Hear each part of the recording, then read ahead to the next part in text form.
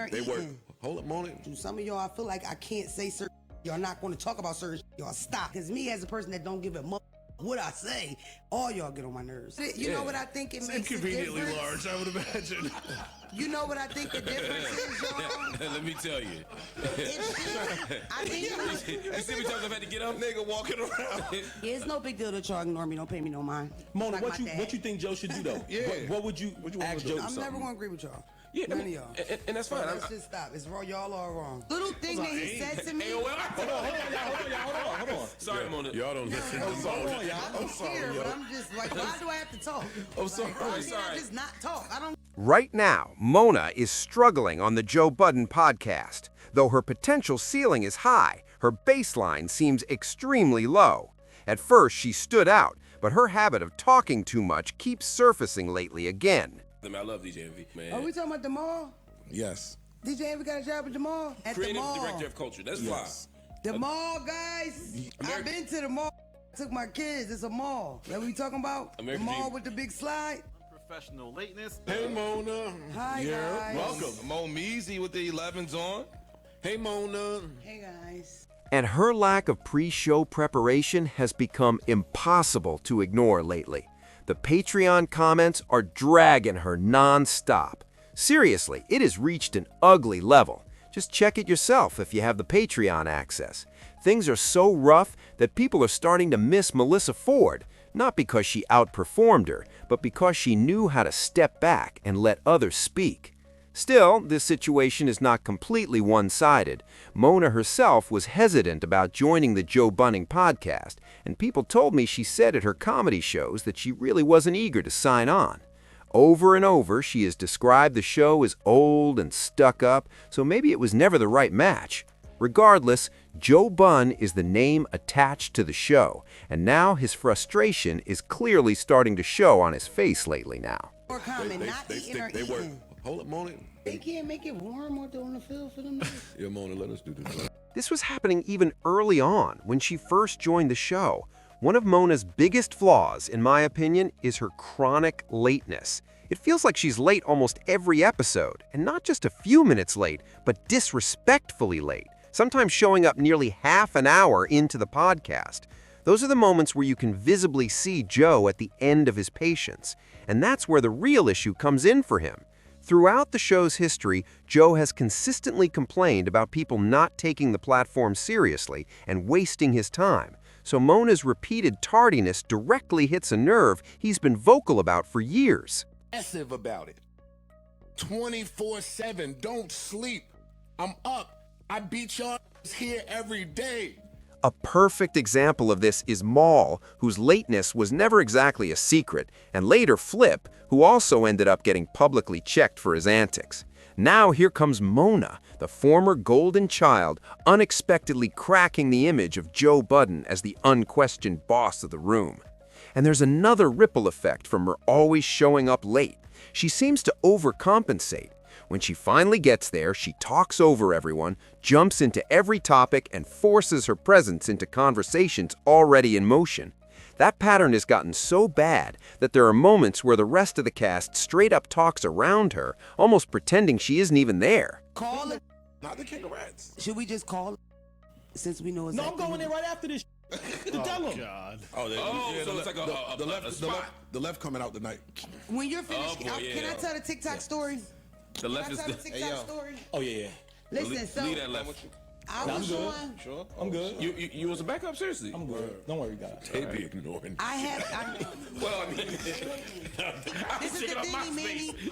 I put it in my top 4 for like a week. on Black Planet. I liked the little thing that he said to me. Hold on. Sorry. Right, and that's actually what makes the situation more uncomfortable to watch. Mona isn't oblivious. She's openly clocked the behavior herself, with the whole "it's no big deal, ignore me, don't pay me no mind" stance. But that kind of deflection usually shows up after someone already feels iced out. You can see the frustration creeping in, even when she tries to play it cool. What's wild is the comparison to Melissa Ford. Melissa's run on the JBP was widely labeled a failure, but the backlash didn't hit this fast or this hard. Melissa coasted for a while. The temperature didn't really turn up until she launched Hot and Bothered, which created tension around loyalty, effort, and priorities.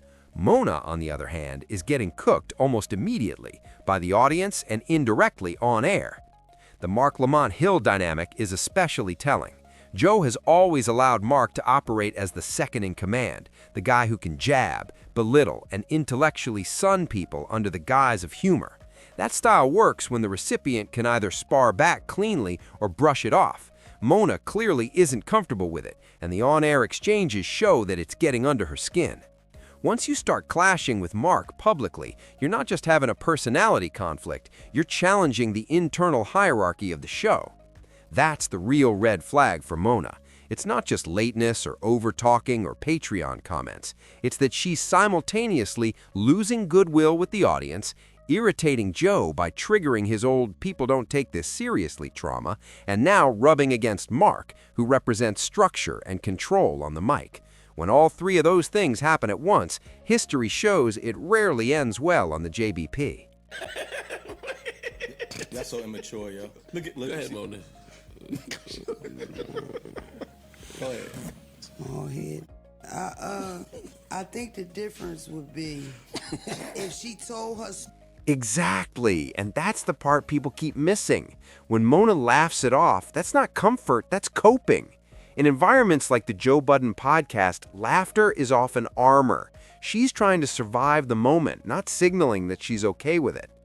Mark Lamont Hill's presence is overbearing in that setting, especially for someone still trying to establish footing.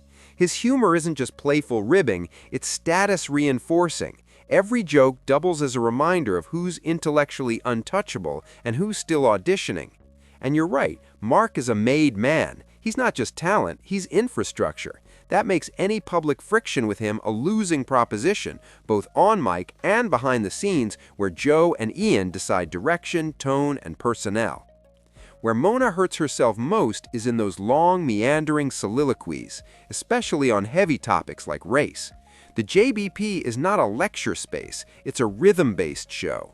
When she launches into verbose tirades, it disrupts the flow and gives Joe and Mark an opening to either dismiss her point entirely or undercut it with humor.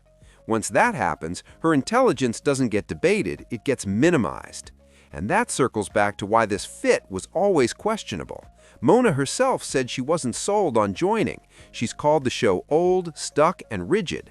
That skepticism shows up in her performance, over-explaining, over-talking, arriving late, then trying to reclaim space by force instead of timing.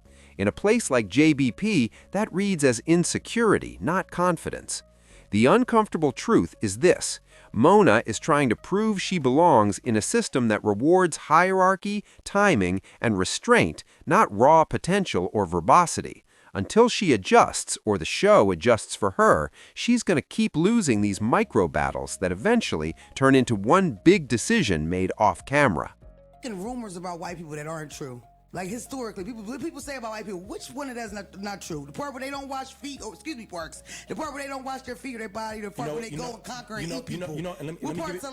Whether people agree with what Mona is saying is really up to each individual listener. That part is subjective. What isn't debatable, though, is that her long-winded speeches often come off lacking finesse and don't really take the group's chemistry into account. As for where things go from here, that's still pretty murky. One of the simplest fixes would be the most obvious one: Mona consistently showing up on time. Beyond that, she needs space, actual runway to operate in her natural element.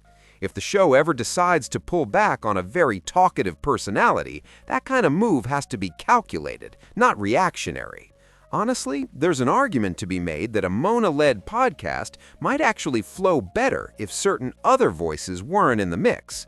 All of this is speculation, of course, but it feels like Mona is dealing with a serious case of end-stage A-mic syndrome. She already has her own podcast that performs well, a dedicated fan base that rides with her wherever she goes, and that undeniable it factor that makes her more of a lead voice than a supporting one. She's not built to be a B, C, or D mic. That said, she does have a major advantage right now, regardless of how this ends with the Joe Budden Podcast. Her visibility has skyrocketed. she's essentially playing with house money. On the flip side, Joe stands to lose more. If this situation implodes, it will almost certainly be framed as yet another example of Joe Budden failing to work effectively with a woman. And let's be real, Joe is terrified of letting people go. The Rory and Mal breakup left scars he still hasn't fully acknowledged. To be fair to Mona, she's far from the only issue here. Not even close. Ish and Ice have basically become the city employees of podcasting. Clock in, clock out, checks keep coming regardless of performance. Flip sabotaged his own standing with his antics and now barely shows up more than once a week. Mark Lamont Hill remains a standout, but it's fair to ask whether the show has become too reliant on him. When Mark isn't there, the energy dips into amateur hour territory, which isn't great for long-term sustainability. And then there's Joe himself, the face and name of the Joe Budden Podcast. Did he put too much energy into chasing headlines with the Patreon leak and the commercial instead of tightening up the product at the start of the year? That argument isn't far-fetched. With little real competition pressing them, the pod sometimes feels like it's lost the hunger to improve. Maybe the next news cycle will spark something, maybe not. For me, the real litmus test is coming when that J. Cole album drops. That episode will tell us everything. Do they take it seriously? Does everyone show up on time? Is the structure tight enough that rambling gets checked immediately? That episode feels like an early midterm exam. I'll be watching closely. Who Joe leans on, how he manages certain personalities, and whether there's a clear hierarchy in the room. But I want to hear from you. Do you think Mona is having a rough run on the show? We also have to acknowledge that Joe Budden's audience behaves very differently depending on the platform. Patreon subscribers are ruthless because they're paying. YouTube viewers are generally more laid back since the content is algorithm-fed and casual. Some of them actually enjoy Mona's humor and energy. Then you've got Facebook, then Twitter, and on Twitter and Patreon especially, Mona is getting absolutely flamed. I mean, they are not holding back. Drop your thoughts in the comments and let's talk about it.